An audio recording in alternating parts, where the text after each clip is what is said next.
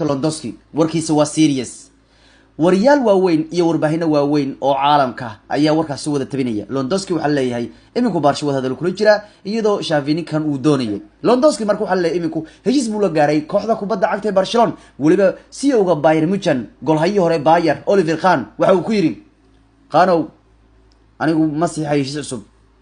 Barcelona way haya oo waan socdaa oo cad warkaas iska dhahaya ma haya warkaas waa serious ninkan wuxuu sheegay Oliver Kahn wuxuu yiraahdaa heshiisa ligama suginaan saxiixo waan baxaya marka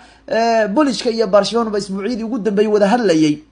haddana waxa la already heshiis baa la gaaray heshiiskiisa Bayern Munchen wuxuu dhacaya 2-3 haddii xalada dambe iibin waayaan xakaa wuxuu free buu kaga baxaya marka warkan xataa waxa soo warinaya dadkana ka soo wada qaateen television reer Polish ah oo raada TVB Sports ayaa warka laga soo warinaya kaasoo ku waramaya in go'aankiisu ku wargeliyo Bayern Munchen ninka la yiraahdo Lewandowski uu yiri waan baxaya